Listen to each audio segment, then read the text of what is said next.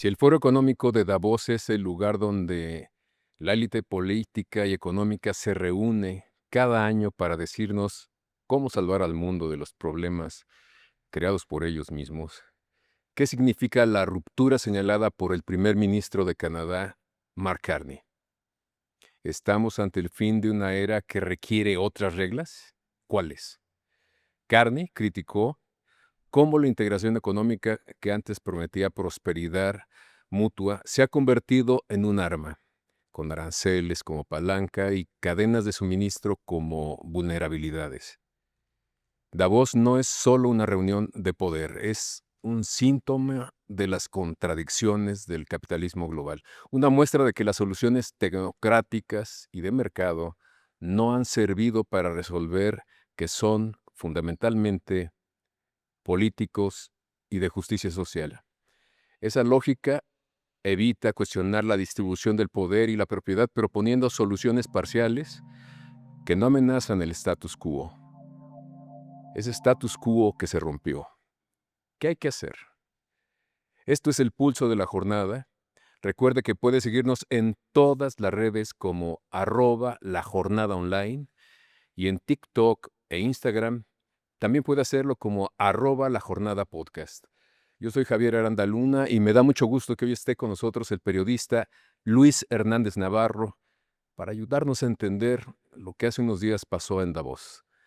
Gracias por estar aquí, querido Luis. Muchísimas gracias a ti por la invitación, querido Javier. Es un honor estar aquí con usted. No, pues es necesario que estés aquí porque ¿qué estamos viendo a partir de Davos?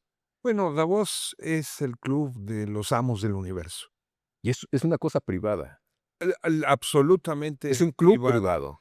Sí, es un club de 1000 grandes empresarios que se reúnen cada año. No solamente hacen eso, Así es. participan ellos, por supuesto, los, como les llaman ahora, CEO, Ah, ¿no? claro, claro. O los gerentes, Los gerentes. managers, o le queramos decir, los directivos de las empresas, y convocan a la élite política mundial también. Así es. Hay que pagar para ir. Pagan para ir, Claro, claro, claro, claro. O sea, pues, como todo buen eh, club, claro. no es entrada reservada, además, ¿no? Ujú. Se reservan el derecho de admisión, no cualquiera puede llegar ahí a decir lo que quiera, Guau. ¿no? Y hemos visto que cuando se realizan estos eventos, afuera hay muchas protestas, Sí, ¿no? claro. Generalmente los medios registran pocas de ellas, pero hoy, por ejemplo, Ujú. en esta ocasión, había en las montañas de Suiza, ¿no?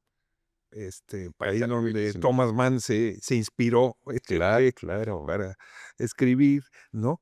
Letreros recordándole algunas cosas feas a Trump, ¿no?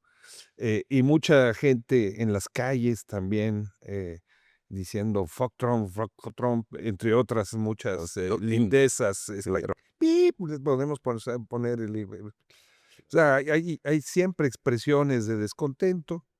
Podemos hablar después, más adelante de eso, pero en esta ocasión efectivamente hubo un punto de definición muy importante Ujú. que tiene, me parece, dos aristas principales. Tú señalabas el discurso del primer ministro canadiense, Mark Mm. Carney, y el discurso también de Donald Trump, ¿no?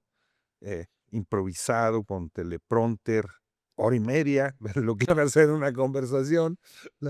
un monólogo, ¿no? Eh, pero que sí marca un antes y un después, ¿no? Hay una, como dijo el mismo Carney, ¿no? No estamos ante una transición, Es una estamos ante una ruptura. ruptura, le dice llanamente, que tiene distintas características. Pero sí digo, pues ahora sí que es el club de los que pueden estar ahí, de los que deciden las vidas de muchísimas personas, pero, ¿qué ruptura es? ¿De qué estamos hablando? O sea, cambian las reglas de ellos. Bueno, lo primero es que es una ironía y una tragedia que ahí se vaya a definir el destino de la humanidad y no en organismos como las Naciones Unidas. Claro, claro. Ya hemos conversado antes sobre cómo la ONU ha venido quedando relegada de decisiones cada vez más importantes de la arquitectura mundial, de la resolución de conflictos, cómo Estados Unidos la ha venido vaciando, sacando a sus representantes, dejando de financiar algunas de las áreas de las Naciones Unidas, ¿no? Así es, Y ahora, en este club de los amos del universo, llegan a decidir qué va a pasar con Groenlandia, eh, claro. eh, está de trasfondo Venezuela, eh, qué va a pasar con la franja de Gaza. eh, eh, es un absurdo porque son unos cuantos a los que no ha elegido nadie, que hablan desde el poder de su dinero, Así ¿no? es. Los que se asumen con el derecho a definir las nuevas reglas de la humanidad al margen de los organismos multilaterales, ¿no? Y se preocupan por cosas importantes como el cambio climático y las emisiones, etcétera, de efecto invernadero, pero llegan todos en sus superaviones, ¿no? Claro, Generando más por, esa huella de carbono. por supuesto, ¿no? Es la contradicción. O eh, nos estás diciendo: "Nosotros sí podemos, vamos a ver cómo lo arreglan ustedes", o por, hacemos que los arreglen por ustedes. ejemplo, Terrible. ¿no? Y luego tenemos este discurso tan interesante de Kant, ¿no? Ujú. Donde habla de cómo detrás de la supuesta integración económica y comercial se escondieron relaciones de subordinación. Así es. Dice lo que muchos han dicho de otra manera, pero el hecho que lo Que lo digan diga ahí él y y que él lo diga ahí, tiene un peso muy relevante, ¿no? a mí me emocionó, la verdad. Es Qué bueno que reconocer, sí. ¿no? Pero creo que este discurso ahora sí que es como la luna, ¿no? Vemos que tiene una cara brillante, ¿no? Una cara muy interesante, pero también hay una cara oscura de la luna. Claro. ¿Cuál es esa cara oscura de la luna? Bueno, primero, eh, Canadá, no lo podemos dejar de lado, ha participado en todas las aventuras guerreristas estadounidenses. Fue parte de la invasión a Irak que derrocó a Saddam Hussein, Cierto. participó en Libia, en Siria y en tantas otras aventuras guerreristas. eh, y el discurso no hace ningún señalamiento a eso, ¿no? Como si Así fuera es, así es. algo bueno. Segundo, en el mismo discurso podemos ver cómo se propone bajarle impuestos a los ricos, ¿no? O sea, no está hablando Es cierto. en esa propuesta de una reforma fiscal que grave al capital, como alguna vez lo propuso Lula cuando estuvo ahí en 2003, de que se cobren impuestos a las transacciones financieras, ¿no? A Ujú. partir de la propuesta de ATAC. No propone nada de eso. Él dice que al revés, que hay que bajarle impuestos a los ricos, ¿no? Con esta idea de que esto va a generar efectos de Incentivarlos para que cascada. sean buenos, claro. Y lo tercero que no señala tampoco, y es parte eh, de los cráteres que no vemos, de la luna, tiene que ver con lo que hacen las multinacionales canadienses en el mundo, especialmente las La minera, mineras, claro. ¿no? Y en México En particularmente. México, en Bueno, América todas Latina, ¿no? Eh, Minería a cielo abierto, envenenan la tierra, envenenan las ríos, aguas, claro. dejan desiertos en donde están las explotaciones, ¿no? Y utilizan las concesiones de explotación minera que tienen para, en la bolsa de Toronto, jugar a la ruleta rusa de la especulación. Eh, pues, esto es una parte de los valores canadienses, porque, el primer ministro habló de los valores, canadienses como si fueran, los derechos humanos, la democracia, etcétera, etcétera. Claro. Pero ojo, las mineras no se han caracterizado, las mineras Así canadienses, es. ¿no? Por un comportamiento responsable, que cuide el medio ambiente, que proteja a la población.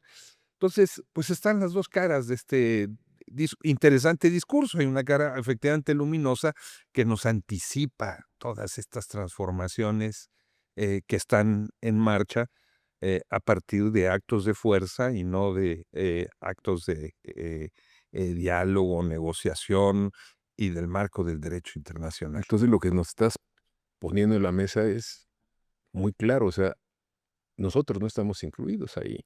Estamos en el menú de ellos, como dirían. Literalmente, y además eso es muy importante porque me parece que el discurso de Carney deja a México fuera de la jugada. No sabemos exactamente qué fue lo que el primer ministro trató cuando conversó con la presidenta Sheinbaum, ¿no? Ujú. Pues hay algunos elementos de esa negociación, pero a México, en el marco de lo que es la relación con Estados Unidos y la renegociación del TEMEC, lo deja fuera de la jugada, ¿no? Así es. Porque lo que Canadá está diciendo es que como nación tiene sus propias cartas, ¿no? Fue a China. Reivindica su soberanía. Viene de China, efectivamente, donde realizó acuerdos económicos importantes, como bajar los aranceles a los autos eléctricos y permitir la importación de miles de coches eléctricos a Canadá.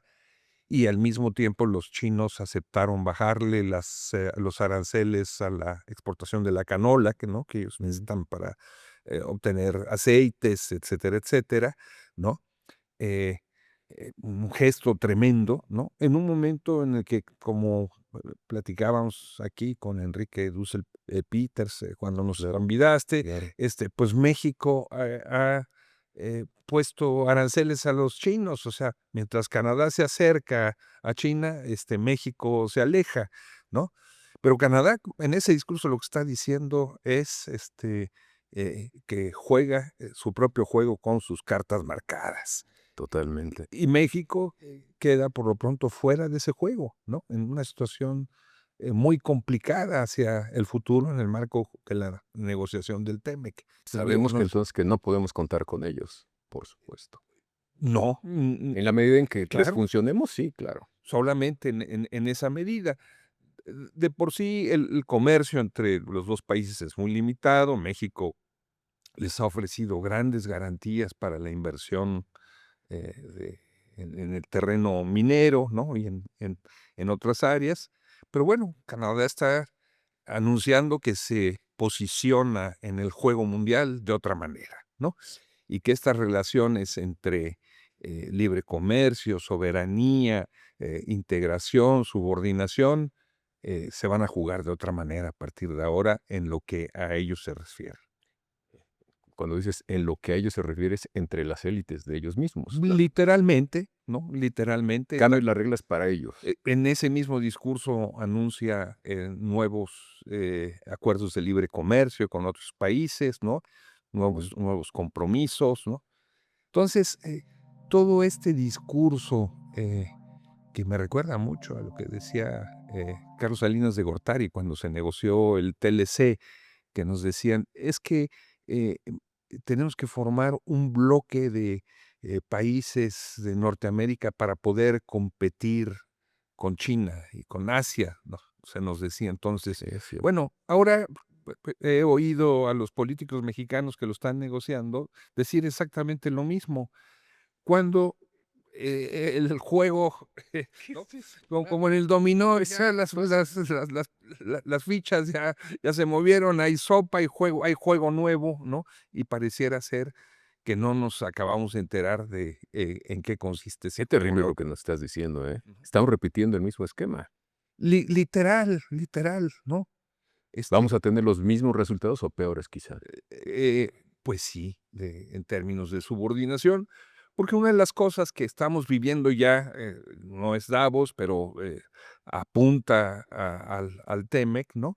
Es como, a pesar de la existencia del TEMEC, Estados Unidos nos cerró la frontera a las Te exportaciones, subió los... al ganado, Claro. por la cuestión del gusano barrenador, subió el precio obligatorio de venta del tomate hacia Estados Unidos, castigando a ese sector de productores, prohibió la exportación de aguacates que se produzcan en fincas que se hayan levantado donde hay deforestación, y ahora está en marcha hay un panel de demandas en contra de las fresas mexicanas, $1,000 millones de exportación, alegando dumping. Eso a pesar, a Que pesar, no, l- terrible, ¿eh? de- vemos cómo va avanzando, avanzando, además de lo que ha pasado con el aluminio, con El el cobre, acero, el acero. con tantas y tantos otros elementos, a pesar de contar con el TLC. Entonces, bueno, eso fue una cara de Davos, ¿no? La otra fue el discurso de Trump y todo el asunto de Groenlandia, Que ¿no? llevó también como una propuesta de desarrollo de bienes raíces, ¿no? Con grandes Ah, edificios, bueno, eso es para Gaza, para ¿no? Gaza, Para pero lo Gaza. quiere replicar también en Ta Groenlandia. Groenlandia. Groenlandia es interesantísimo Ese también. pedazo de hielo que le Claro, llaman. la isla, Imagínate. ártica, más grande, del mundo, pero otra vez es muy interesante, porque en sentido estricto, Groenlandia, pertenece a los inuit, ¿no? Eh, Claro, claro, Ni siquiera, claro. pertenece a Dinamarca.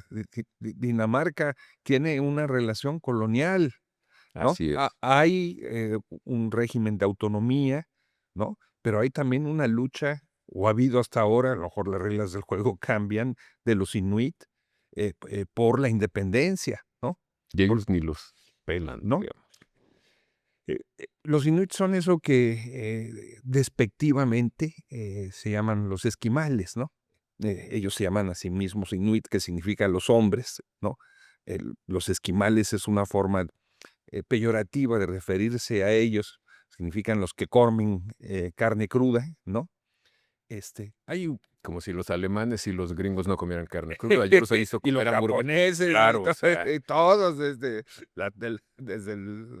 desde las tártaras hasta el sushi, ¿verdad? así es. Pero bueno, eh, hay una novela, conoces también la literatura, la debes recordar, la del País de las sombras Ah, largas, claro. hermosísimo, Bellísima, ¿no? bellísima. Sobre el Ártico y sobre los inuit, precisamente, que nos muestra todas las diferencias culturales, ¿no? Así es. Que hay con bastante detalle y con bastante dramatismo. Bueno, Groenlandia pertenece a los inuit y no los pelan, o sea, bueno, en sentido estricto llegó Trump y ni siquiera No, hizo ni caso a los reconoció. daneses, ¿no? Claro, Pero ni a los daneses se puso a negociar con la OTAN, ¿no? sí. ¿No? Y ahí tiene que salir ahora el jefe de la OTAN a decir que, bueno, no trataron el asunto de la soberanía, Pero sobre bueno, es una cosa Dinamarca. menor, seguro. Pero lo que aparece muy claramente es que Trump está determinado a ocupar Groenlandia, sea como sea, a instalar ahí bases Fácilmente. militares, trasladar tropas, etcétera, etcétera, ¿no? Eh, También ya se ha comentado, hay un proceso de deshielo por el calentamiento global. Se Así están es. abriendo entonces nuevas rutas en esa zona del Ártico por ese deshielo, que van a ahorrar mucho tiempo de transporte, Así eh, es. van a hacer más fácil explotar minerales, ¿no?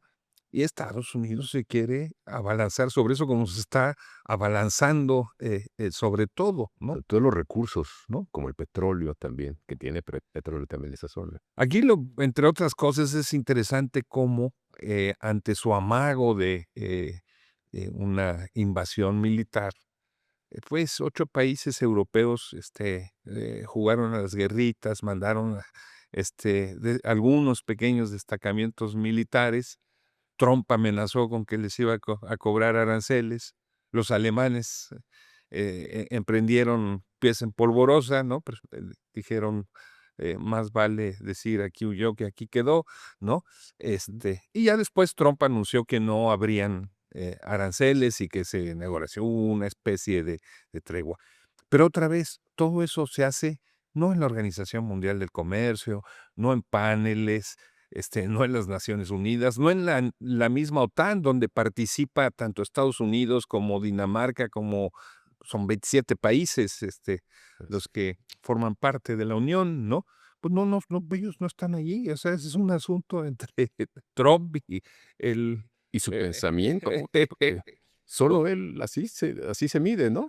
así se mide, sí, sí, sí. Pues están cambiando las reglas y de la manera más violenta en muchos casos, o inesperada para muchos de nosotros, pero no hay, digamos, otros intentos, otros otras organizaciones, otros esfuerzos para contrarrestar esta corriente que parece avasalladora y que dice: "Las reglas son así y punto". Bueno, los hubieron, ¿no? Fue muy interesante cómo en el 2001 Ujú. el PT brasileño, que entonces no estaba en el poder, Lula todavía no ganaba la presidencia, y ATAC, esta asociación que buscaba el cobro de las transacciones financieras y promovía y que tuvo bastante presencia en Europa, en Argentina, en otros países, convocaron a al Foro Social Mundial en Porto Alegre, en contraposición al Foro Económico Mundial de Davos, en las mismas fechas, además. Pero, ¿qué pasó? ¿En qué acabó? Bueno, hubieron varias sesiones, ¿no? Fueron, momentos muy interesantes de encuentro de movimientos populares, ¿no? Se realizaban en la ciudad de Porto Alegre, en Brasil, Ujú. eh, llegaban grupos africanos, movimientos asiáticos, eh, habían grandes debates, ahí estuvo Chomsky, por ejemplo, Galeano, hay discursos espléndidos de todos ellos, con la idea de poder, construir desde abajo, ¿no? Una opción, el lema de ese foro era: "Otro mundo es posible", ¿no? Y no fue posible. Y no fue posible. Efectivamente, ¿Qué es lo que falló o qué es lo que falla, digamos? bueno, yo creo que aquí pasaron varias cosas en este caso. Eh, por un lado, el foro aquel era como una especie de, feria, en el buen sentido de la palabra, como es una feria comercial, Ujú. donde tú presentas productos, pero, esto no compromete a líneas de acción. Hubieron intentos desde los Sin Tierra brasileños de, construir un polo de movimientos sociales para tratar de cambiar la correlación de fuerzas, pero eso no avanzó mucho. Después, en el marco del el foro que se realizó en Caracas en 2006, ¿no? Hubo un, acercamiento muy importante entre una parte significativa del foro y, los gobiernos progresistas de la región, eh, de la clausura, o por lo menos un evento muy importante de ese foro, se realizó con Hugo Chávez. Ahí es donde Hugo Chávez habló del socialismo del siglo XXI. Y entonces, creo que una parte muy importante de esos movimientos de base que se habían mantenido ajenos a los partidos políticos, a la política institucional, a los gobiernos, eh, terminaron desembocando en, una, política estatal, desde arriba, institucional, ¿no? Okey. Apoyando esos procesos que eran muy interesantes, que, se vivían en América Latina, y, hubieron momentos también muy interesantes, como el de la plaza de Sintagma en Grecia, ¿no? Que, se terminó desembocando en el triunfo de Syriza, o el mismo Podemos en España. Es decir, hubo un momento en el que diera la impresión de que había la posibilidad de un cambio en las políticas, pero bueno, fracasó Syriza, fracasó el intento de desconectarse de los circuitos europeos, los apretaron y sí, el gobierno de Syriza aceptó esas reglas del juego, ¿no? Y ahí ese es un momento, creo yo, de crisis de esas nuevas izquierdas que se estaban, gestando, ¿no? Y del predominio de, finalmente, primero del, neoliberalismo y ahora de esto que estamos viviendo, que es el fin del neoliberalismo, pero no fue la izquierda la que, Y no fue para eso, mejor, ¿no? caray. Fue la derecha la que desfondó el neoliberalismo como lo conocíamos, ¿no? Y Con los discursos de la izquierda, claro, invocando al pueblo. Claro, reivindicando el proteccionismo, así la es, soberanía así nacional, es. criticando el libre comercio como se existía. O sea, fue una salida Como que hasta por las la derecha, tortijas, no como por la que las izquierda. agarraron, claro. Claro, claro, ¿no? La crisis económica de 2007, 2008 no se tradujo, en la construcción de un gran polo popular, sino eh, de el reforzamiento de estas posiciones. Y luego vino experiencias como la de la pandemia, ¿no? Con todo lo que significó el dislocamiento de las cadenas de abastecimiento, el manejo de una crisis mundial como la que vivimos, y terminó desembocando en este giro hacia la derecha y hacia la extrema derecha en el mundo, ¿no? Y hacia allá vamos, ¿no? ¿Cuántos países en América Latina se mantienen lejos de ese imán que es Bueno, la derecha? México, Guatemala, Colombia, Brasil y Uruguay, ¿no? Y podemos, bueno, ya se va Boric de Chile, Sabores ya se y va Boric y sí, suponiendo que Boric era efectivamente un personaje de la izquierda, pero bueno, es, eh, no vamos a entrar en esa plática ahora, ¿no? Pero es un fenómeno en todo el mundo, ¿no? En España está el gobierno de Pedro Sánchez, pero tú ves en gobiernos como el de Víctor Orbán en Hungría, que son, ahí sí, esos son gobiernos claramente de corte, no solamente de extrema derecha, sino con elementos filonazis totalmente. En muy varias partes del mundo, desarrollados, ¿sí? claro. ¿No? Vemos todo ese avance en muchos lugares, incluso en Japón, con un Claro, gobierno claro. muy conservador, Con una mujer eh, y antifeminista. sí, también llegaron ahí las mujeres, pero, Híjole. ¿de qué manera, no? Eh, y bueno, en caos, el Foro de Davos busca, establecer, pistas, guías, ante los gritos desesperados de Zelensky, ¿no?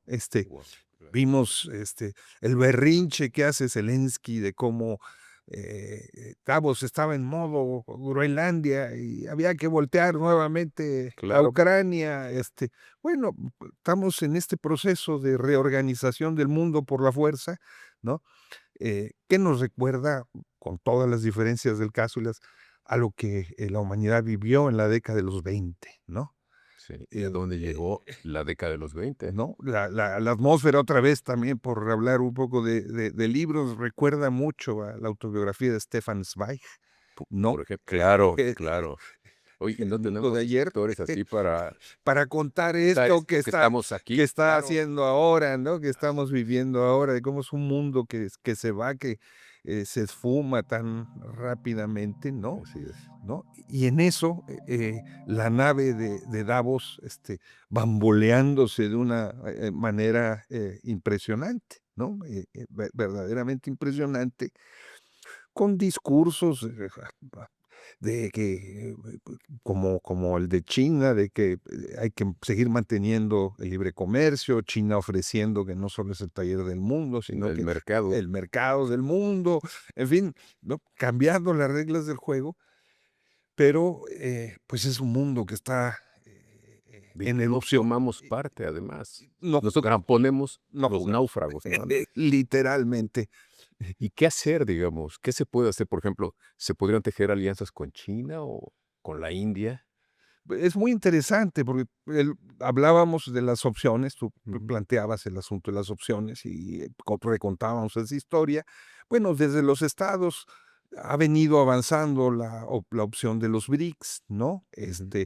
Ha venido avanzando situaciones como que hay comercio que se realiza ya no en dólares, sino, por ejemplo, en yuanes Ujú. ¿no? Vemos como en Asia, parte de las conflictos o rivalidades históricas se han atenuado, por ejemplo, entre China y Corea del Sur.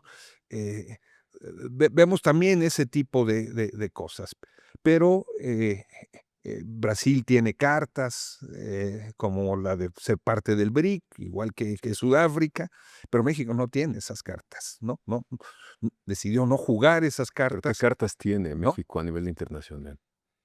¿Qué nos ha fallado ahí? Teníamos una tradición fuerte, clara, y ahora me da la impresión como que no sabemos para dónde jalar. Yo coincido en tu apreciación. Han habido expresiones interesantes de crítica a la intervención militar en Venezuela y al secuestro del presidente Maduro. Se mantiene la solidaridad y la ayuda humanitaria con Cuba, eso ¿Y es hasta muy cuándo? importante, ¿no? Hay muchas presiones para que no sea así, ¿no? Pero hay un proceso de redefinición de el entorno mundial en donde México tiene que entender muy bien las cartas. Tenemos eh, finalmente un embajador en Washington anodino, ¿no? Invisible, ¿no? Así es.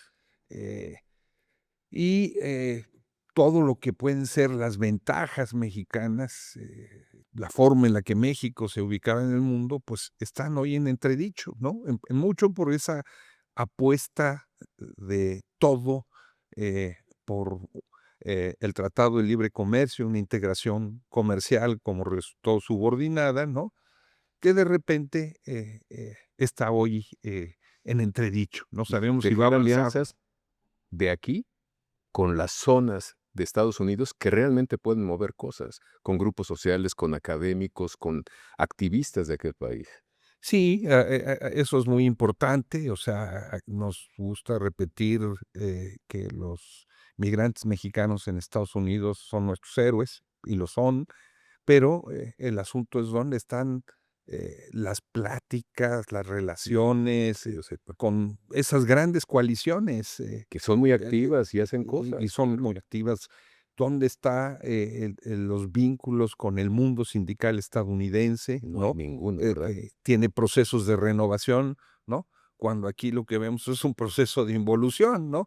Vemos el reino del charrismo sindical llenando las plazas públicas, Y para apoyar afiliándose en masa. masivamente como en los viejos tiempos del PRI, ¿no? Caray. Eh, Sí, así. híjole, el mundo que nos pintas es bastante complicado. Muy interesantes, son tiempos Bueno, sí, interesantes, sin duda. ¿no? Son tiempos que cambian muy rápido, de manera muy volátil, ¿no? Son tiempos en donde además hay una tendencia a señalar que esta respuesta tan beligerante de Donald Trump viene de la debilidad de Estados Unidos. Claro. Bueno, sí, pero eso decíamos hace 50 años también, cuando a raíz de los triunfos de Vietnam y de los procesos de descolonización, Sí, claro. de todo lo que fue las luchas de liberación nacional, decíamos, el imperialismo es un tigre de papel, sí, pero tienen unos colmillos de este tamañote, ¿no? No, sí. Y, Están débiles, y, pero tiembla todo lo y que sigue despierta. siendo así, de verdad, sí, sí, son tan débiles, pero siguen ganando, ¿no? Interviniendo para que se ganen las elecciones en Argentina,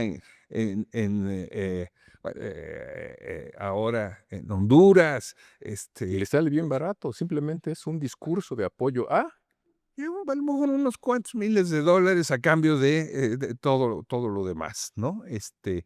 O sea, está muy bien, a lo mejor en el largo plazo sí, pero en el largo uy, plazo vamos a estaremos estar muertos muertos todos. todos, y en el corto plazo ahí están avanzando y avanzando y estrangulando y jugando sus cartas. Un panorama complejo, complicado, volátil. ¿Con qué cierras, Luis? Bueno, con la esperanza. Yo creo que sí hay una ventana para la esperanza y no exagero, ¿no? Vemos como en el mismo caso de Groenlandia, los inuit siguen reivindicando su derecho soberano a esas tierras, ¿no? Eh, Sigo viendo cómo, a pesar de las guerras, hay movimientos pacifistas. Sigo viendo cómo en Estados Unidos las salvajadas que está cometiendo el ICE en contra de nuestros paisanos y del resto de los indocumentados son respondidas por la población civil, cómo han emergido los panteras negras para defender algunas áreas afectadas al mismo tiempo que distribuyen alimentos. Sigo viendo cómo los pueblos indígenas resisten a las mineras canadienses y a todas las demás, y cómo pues, los pueblos de todo el mundo, a pesar de toda esta adversidad, no se dan por vencidos y siguen levantando en alto la bandera del famoso foro social mundial, del foro de Porto Alegre, de que otro mundo es posible. En esos momentos es difícil. Carney citaba a Václav Havel, ¿no? El poeta, dramaturgo checo, que fue también primer ministro de Checoslovaquia. Creo que es también conveniente en esos momentos citar a Havel, ¿no? Havel decía que es justo en los momentos de mayor oscuridad, cuando uno está más dentro del pozo, ¿no? Cuando se anuncia que va a venir la mañana y la luz. Estamos en uno de esos momentos, en lo más profundo del pozo. Pareciera ser que es un mundo completamente lleno de oscuridad, pero bueno, tendrá que haber una madrugada llena de luz. Una madrugada que empieza con un rayo que concentra la luz del sol en un momento. Muchas gracias, Luis. Y gracias a ustedes por habernos acompañado en esta conversación muy esclarecedora, porque realmente estamos viviendo tiempos muy complejos, muy complicados, muy difíciles. Y recuerde que puede seguirnos en todas las redes sociales como @lajornadaonline y en TikTok e Instagram como @lajornadapodcast. Los esperamos la próxima semana.